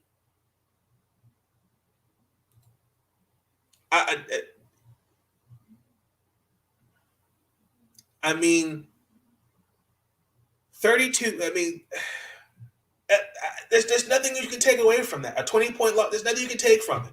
We got our ass kicked. And honestly and truthfully, like Leah Brown had 15 points, and then what's the girl's name? Nolan. Maddie Nolan. She had 21. Hillman had 9 points, 8 rebounds. I mean, the second quarter.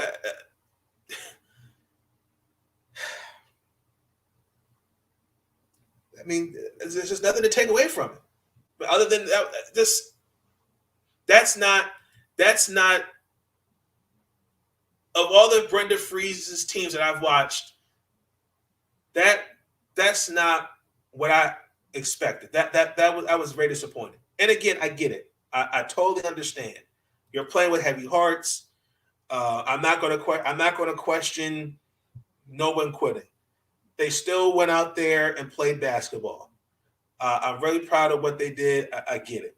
It just was a very somber, emotional day. I'm pretty sure Papa Freeze has touched everybody in some way, shape, or form. They're probably like a second father, grandfather, uncle. When I understand that, I'm not going to question nothing like that. But defensively, they got to get better on defense. They got to rotate too. I mean, there are situations where they're not even switching on defense. Like they're leaving girls open in the corner or when pick and roll. This was just bad. And this was just not disappointing. Now, we're 11-0 against unranked opponents. And the stat we score is 100. No. It's like 91.5 points. Now, ranked opponents were 1-4. We beat Baylor.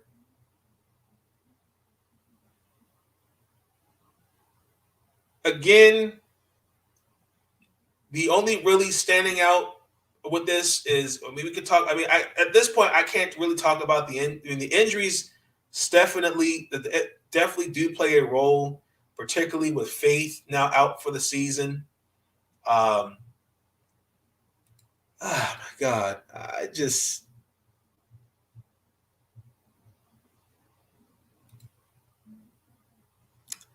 I'm hurt. And that to me, when they went up 6, when they went up 20, I just turned the game off. I turned it off. Let me transition, because the more I talk, the more emotional I'm going to get, and it's not worth it. We play Ohio State, and I do expect a better game from these girls. As I stated, excuse me. Brenda Freeze will not be at this game, and I'm sorry, Illinois. Why did I say Ohio State? Oh, let me change that. Wait a minute. We don't play Ohio State. We already beat them. Illinois. That's better. We play Illinois, not Ohio State. I apologize. Friday. And I don't think you will see. No, what am I talking about? No, Nathan, what are you doing? I was right. We do play Ohio State. I'm sorry, ladies. I'm all over the place. We do play. The men play Illinois. I'm sorry. The women play Ohio State. Okay. Brenda Freeze, I already know she's not going to be there,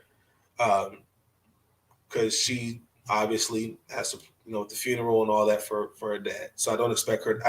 Won't see her there, and you probably won't see her against Northwestern Sunday neither. So she's probably going to be out for 2 games. I expect a better game offensively and defensively. That's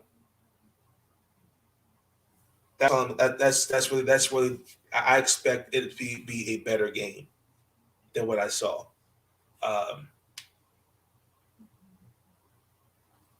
We gotta make some adjustments regardless of the injuries.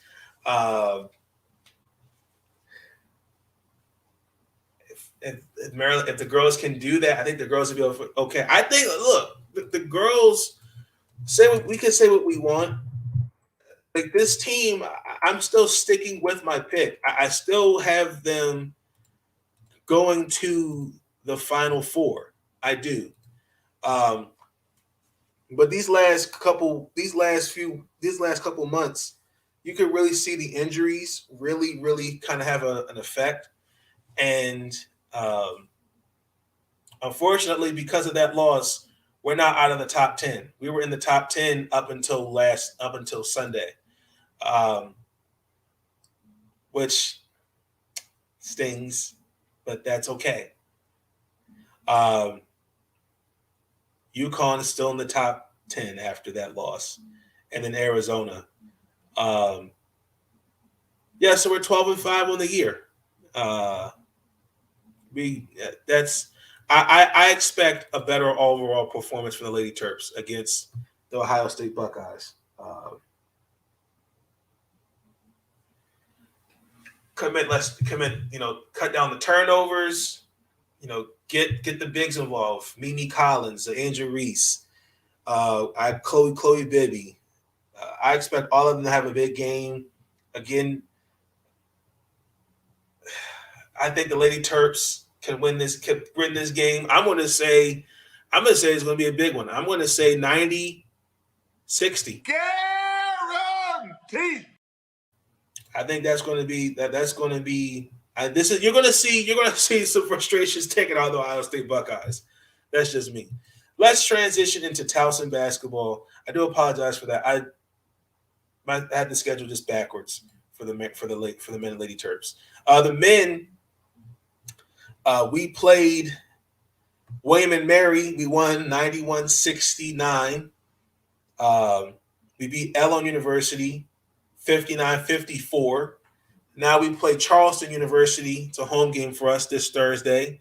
The men are now 13-5 on the year, 4-game win streak coming into this game. It's on Flow Hoops, unfortunately.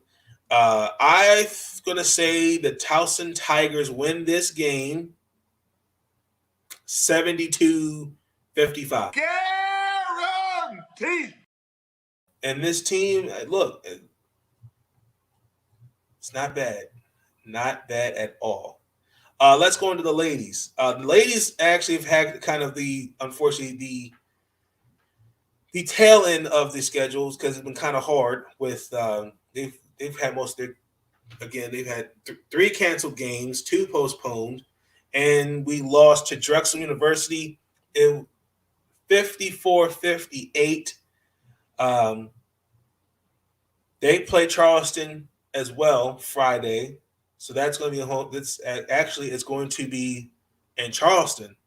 So I think that's going to be a good game. I think this is going to be a bounce back game for the Lady Tigers. I'm going to look on the lines of 73-49. Guaranteed. And then to pull out the rest of the game, we're 12-3 on the year. Again, we're 500 on the road, and we're 7-0 at home. So, again, I think both teams will definitely make a deep run in the playoffs. I think they're going to get probably past I'll say they get past 32. I could see a UMBC upset. Guaranteed. I could see that. I could definitely see that. Let me transition to the WNBA. Can somebody please make a move for free agency? I have been glued to my phone. I have been looking. I've just been glued. Like no one made a signing. Nothing. Somebody please do something. I know Steffi Dawson. She's narrowed it down to 4 teams. Raquana Williams. There was a kind of mix-up. Something about her agent. They had a deal on the Chicago Sky offered her a contract, and then it wasn't. So that was kind of weird. Vandersloot, she got an offer. What else happened? Megan Walker got claimed off waivers by the Atlanta Dream. It's still weird by Phoenix why Phoenix would have done that. And we still don't know who the Phoenix Mercury's head coach is going to be. But I guarantee you Skylar Diggins, Brittany Griner, and Diana Taurasi know who the coach is. So far I ain't gonna lie. This has been a weird free agent. We're off to an interesting slow start. Sylvia Fowles is coming back next season. I'm glad because she's coming off She's coming off her best basketball this past season. Definitely a first ballot Hall of Famer. I do know she's 35. So I kind of curious to see will she stay in Minnesota. Yeah. So it's definitely been a slow start. Now I'm gonna have my eyes glued really quick. I want to give a shout out to Ari Chambers and them and for bringing out the roster. It's definitely going to be that we have the new basketball league, Athletes Unlimited, and they already announced the full roster. So a few more were added to the list. Let me just read off to that. Give me 1 second.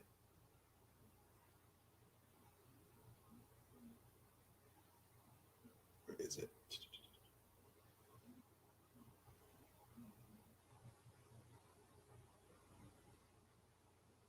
Because the league starts on, I think it starts actually next week. So, and it's actually good. It's going to be on YouTube. So I'm definitely going to tune into it. Here we go. So there now have 44 women in the league. The recent signings was Kelsey Mitchell, Lexi Brown, and Mercedes Russell.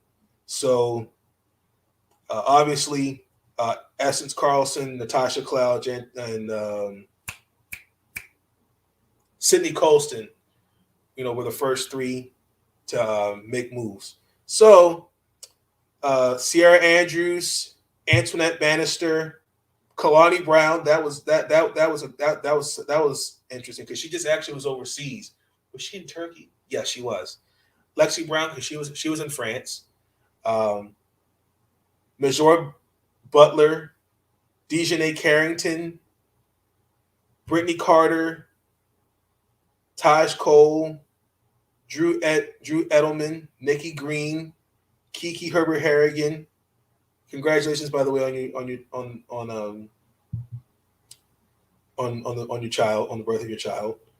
Rebecca Harris, Isabel Harrison, Tiana Hawkins, Ariel Hearn, Grace Hunter, Bria Hannah Jackson, Mimi Jackson, Tice Knox, Jessica Custer, Takoya Larry, Jantel Lavender, Akili Mays, Lauren Manis, Danielle L. McCray, Danielle M. McCray. I don't know if they're sisters. JaVale McGee's sister, Amon McGee Stafford, Laura Mincy, Kelsey Mitchell, Chelsea Phillips, Takora Ross, Tina Roy, Odyssey Sims, Mercedes Ross, already said her name, Antoinette Thompson, Destiny Walker, Becca Wayne, Juan Taylor, Courtney Williams, Dominique Wilson, and Ty Young. I like that. I actually cannot wait really for this league. I'm really looking forward to it. I definitely kind of really see for the next 5 weeks how it's going to work. So I think the schedule is, I think it's all going to be on YouTube. I think it's going to be a couple games going to be on FS1, FS2, I think it is. So I'm definitely going to be tuned in for that. I kind of want. I actually like this because, I've been on the record. I am not a fan of them when they go overseas, to make more. I mean, I get it. Make more money. You got bills to pay, food to put on families' tables. I get it, but I feel like they should be doing it here at home. That's just me. So I can't wait. The league starts. My phone was over. That was over here. I put over here. Let me just make sure I have it correct. I don't want to give the misinformation. The league starts January 26th in Las Vegas, the city where you can get in trouble. I'm just kidding. So, yes, that's it. I like it. And Becky Hammond said it was an easy decision for her to leave Greg Popovich to go the coach for the Las Vegas Aces. I'm ecstatic. I cannot wait. She's going to do good things, and just for the record, she will get the Seattle Storm. I'm not going to play the clip. She's going to be one of 4 teams. Well, she's going to make the Las Vegas Aces are going to make the playoffs. I do have them going to the Western Conference Finals. Now, the 4th overall pick of last year's draft, Kaiser Gondrezick, was waived by the Indiana Fever. What the hell was that? Hey, what the hell? You freaking kidding me? I just want to point this out. Some people may we could agree to disagree. I feel like she was a steal. Some people may feel like there was a reach. But when I look at her class, last year's draft class, I'm going to be honest. What? What? And you got to be kidding me. That was a very, very disappointing draft class. Like, again, race for Rookie of the Year was a distant first, second, third. Like, nobody really truly stood out other than Michaela and then maybe DD Richards. Again, let me just point this out. This is what obviously was in the same class as Kaiser Gondrezick. Chelsea Dungy was drafted by the Dallas Wings. Jasmine Walker, Shayla Hill, Renaya Davis, Stephanie Watts, Aaliyah Wilson, Dana Evans, Destiny Slocum, Natasha Mack, Kiana Williams, DD Richards, Unique Thompson, Ariella Grantes. I mean, probably you can make a case. I mean, I kind of get what people are saying with DD Richards because obviously she won a championship with the Chicago Sky. But I think this says more about the Indiana Fever because now you have waived 2 lottery picks because the year before they had drafted Lauren Cox out of the University of Baylor. And I like Lauren Cox. I thought that was a great pick. But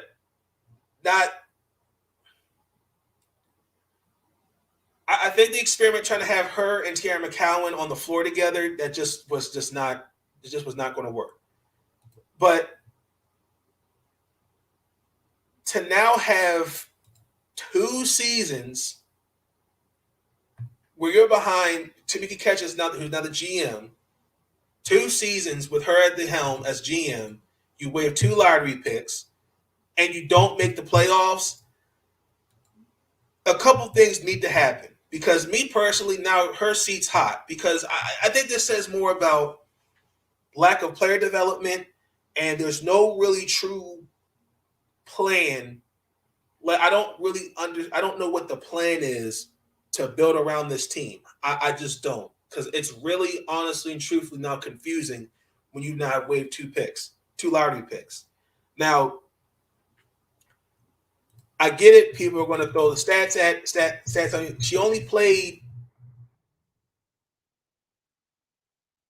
She only played 19 games, and I get it. 28% from the field.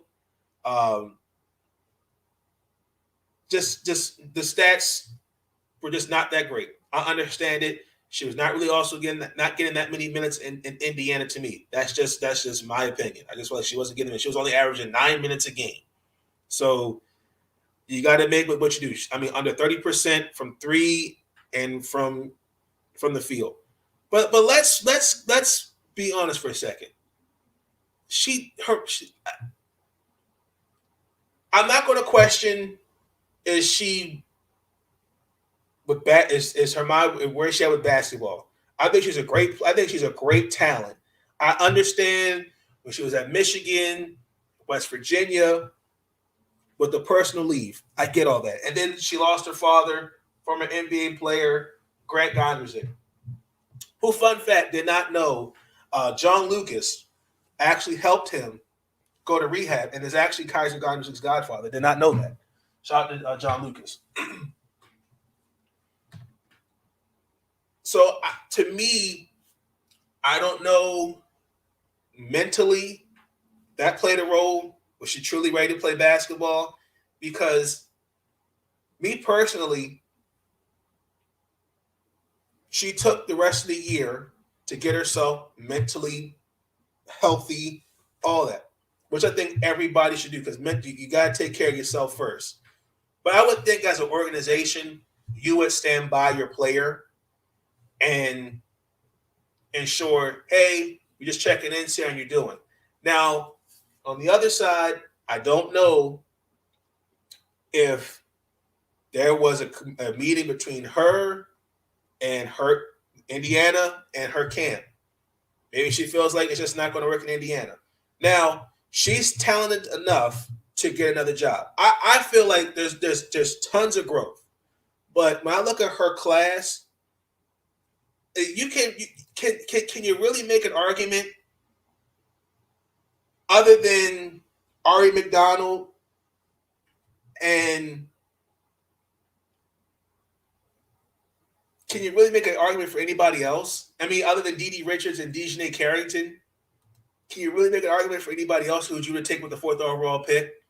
This was last year's draft class was one of those. It kind of reminded me of the NBA with the NBA draft 2000, where Kenyon Martin, no disrespect, was number 1 overall pick. Nobody stood on that draft class. I think Tyson Chandler, Powell, Tony Parker, I think, were in that draft class. It's just you just had one of those off years. Like the year before, may I remind you, the Indiana Fever passed up on Kennedy Carter and got Lauren Cox. Me personally, Lauren Cox, I think, would have been a good fit. She would have been a good fit in Atlanta. And actually, she's playing. Actually, she didn't do that bad with the Los Angeles Sparks. She's signed a deal to return next season. So I'm very, very shocked. I'm very surprised by that they would just waive her after 1 season. I could see if it was 2, but I'm not sure if it's, well, she didn't exceed what we were looking for. I don't know if that's, I don't know if it's coaching, front office. I don't know because I don't know now what Tamika Catchings is looking for. But me personally, you got to hit on this draft this upcoming year and you've got to make some moves in free agency. Again, I truly believe that they have the pieces to make the playoffs, but again, that's why I'm saying, ladies and gentlemen, this is why we hold front office, GMs, all those accountable. And again, this kind of proves the point. Not everybody can be a head coach or a GM. That's just fact. And honestly, truly, ever since she retired, the Indiana Fever haven't been the since. I feel like they are trying to find a true identity. And again, you got the Mitchell sisters, and quote unquote, they're not really sisters, but they just share the last name. Okay. Then you got, if you bring back Victoria Vivians, who's a free agent, Tiara McCowan, all those things. If they do that, I think they got the pieces. Now, I do think they're going to have to look for a coach. To me, that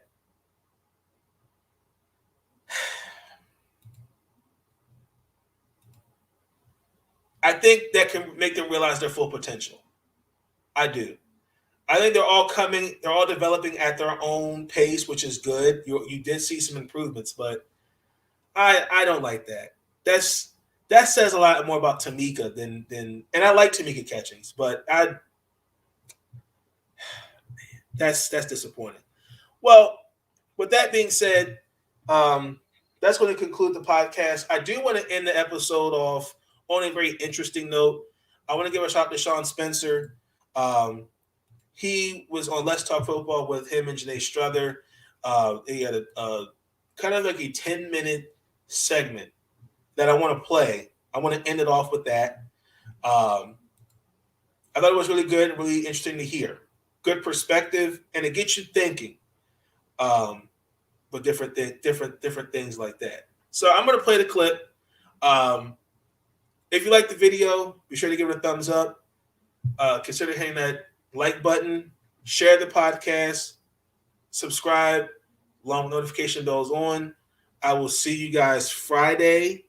Until then, y'all have a good evening. Enjoy the rest of your work week. Stay safe. We got a couple of storms that are just hitting us left and right. Make sure y'all got plenty of food, batteries, salt, all those different things like that. Just check on loved ones. Make sure they straight.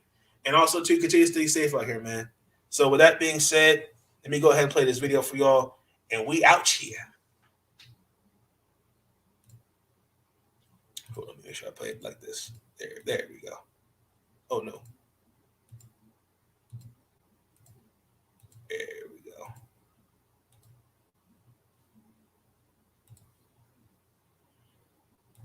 With our down and dirty, baby.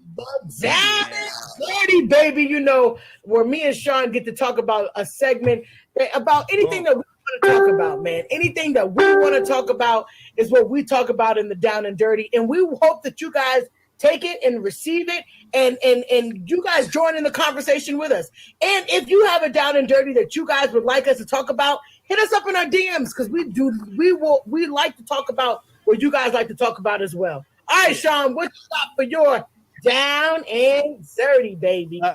Real quick. First off, I got Wendy. I know Wendy. She does that sometimes. I'm sorry, Wendy. It was I was being a little crazy. Let's go. Yo, for my down and dirty this week, we see all the coaches that got let go, all the ones that fired. But one thing that has resulted because of this is now there's only one active African-American coach, and that is Mike Tomlin. Some of these other coaches, David Carley, Brian Flores, Anthony Lynn a year ago, some of those guys got maybe unceremoniously relieved of their duties. And a lot of people take a lot of different narratives and a lot of different directions. Now, obviously, the easy one is to say, the management doesn't like African Americans as coaches and this and that. But I almost think that argument is a little bit lazy, because at the end of the day, we look at the one coach that is in the league, that is the black coach, and that is Mike Tomlin. You guys brought him up on your show. Mike Tomlin has 15 winning seasons, never one losing season. I was listening to shout out to David because he put me on to Speak for Yourself with Emmanuel Acho and Marcus Wiley. You know that show, yeah. So they were talking about it, and they were talking about just like it's one thing we could go into, how many is in and how many is not in, and is it something against them or is it this and that? And you can dive into all these different ways. But then when you look at Mike Tomlin, he's undeniable. 15 winning seasons. You look at Marvin Lewis, he had a similar stretch of winning seasons with the Bengals before. Okay? One of the things that they talked about was early in Kobe's career, Kobe Bryant, rest in peace. Early in his career, he was on the bench until he got his mentality that make yourself undeniable. Make it so they cannot take you off the field or they can't take you out. You know what I mean? Tomlin has proven that.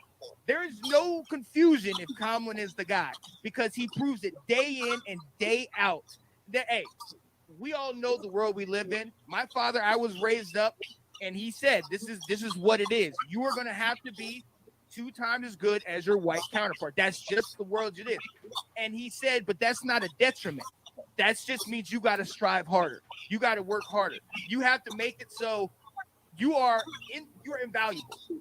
They need you. Everything that happens needs somehow you're a part of it. You know what I mean? My granddaddy always says, learn anything about everything, then you always know something. Okay?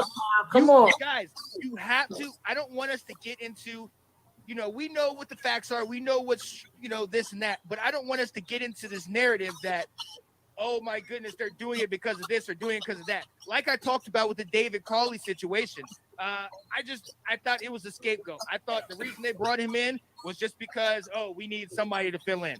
The Flores situation, I don't think they were sold on him from the beginning. And there's a lot of internal stuff that had nothing to do with the color and more to do with the quarterback situation and all that.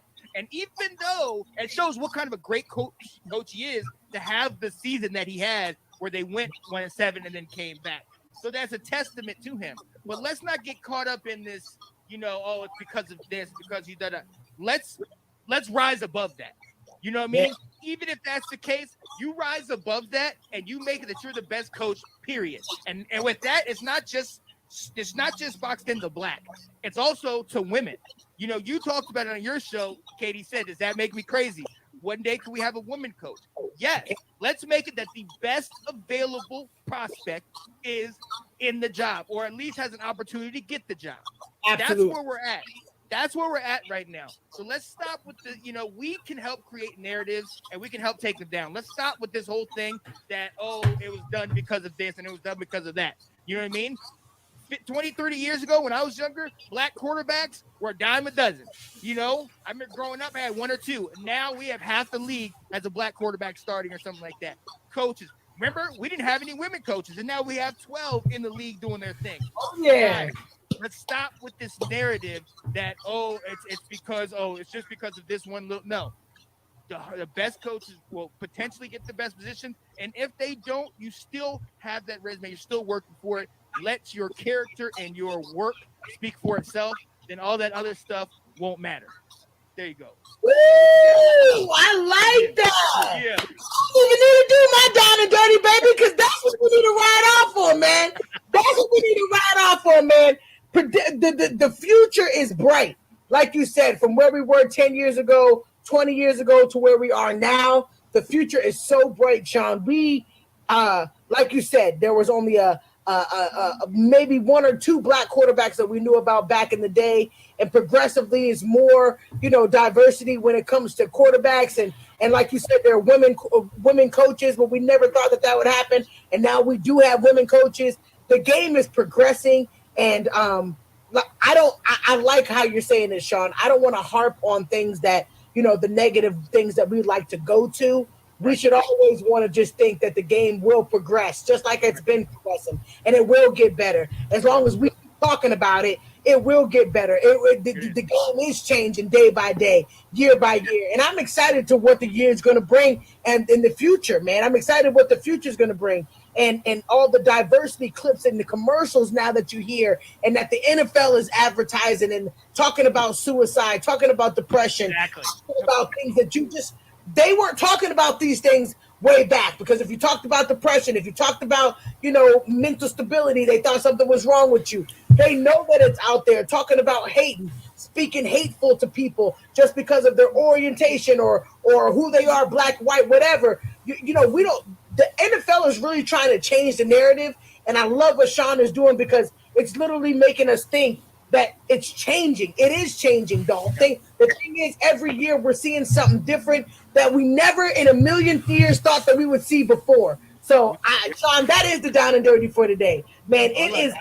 Man, that is a beautiful story how the NFL is progressing, we are progressing, and before you know it, when we look back 10 years from now, we can say, Dad, remember when we said that there will never be this? Look now, it's 10 black coaches. It's 10, five Hispanic coaches, 5 Asian coaches.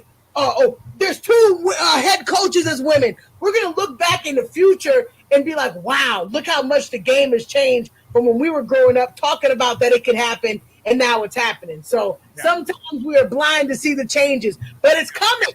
These changes are coming, and every year, there, like Sean said, you can look back when we were younger and we were kids, and the things that the NFL would never even talk about. Now it's commercials, main played stuff. I don't know if you guys have noticed on the NFL where they talk about my city, and like during the commercials, they're talking about the places that they're from and how poverty is illegal in their city, and all of these things. Like they're trying to bring out different cultures. They're trying to bring out different mindsets. And I think that is a beautiful thing to change the narrative of how it used to be in the NFL and say, this is who we are now. We are about inclusion. We want everybody to feel welcome and want to watch this game of football. So I'm excited about where the future is going. So we can ride off of John. I like that. I absolutely love it. And look, hey, let's not forget, a year ago at the beginning of the season, they sang "Lift Every Voice and Sing." Yeah. We talked about how that might have been the first time many people have ever heard that song. Yeah. But it was there. Okay?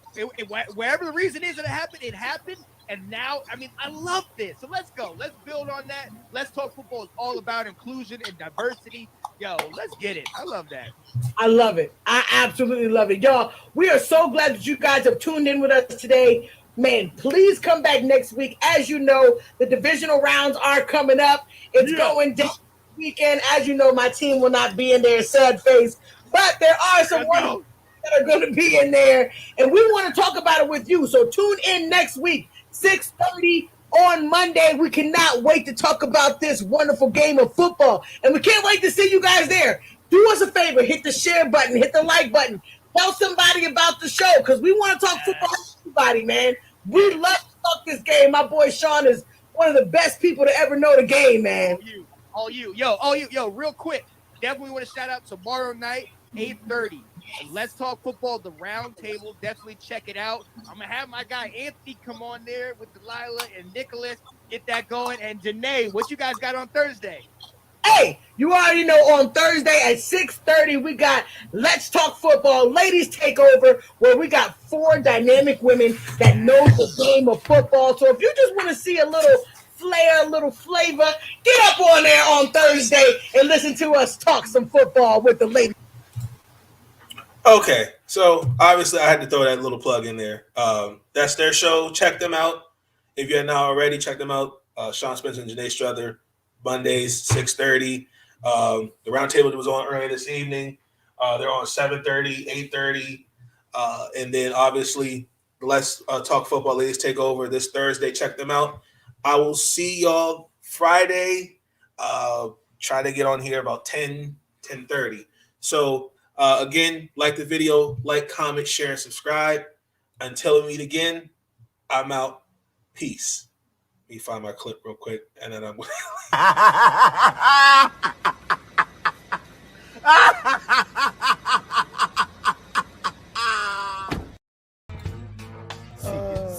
Mediocre team and Big D. That's what makes this funny. How about the Cowboys? How about the Cowboys on the way? Somehow, when they count, just wait. They will let you down. The accident, they will mess it up. Just wait. The accident, they will let you down. Just wait. The accident, the accident, the accident, waiting to happen.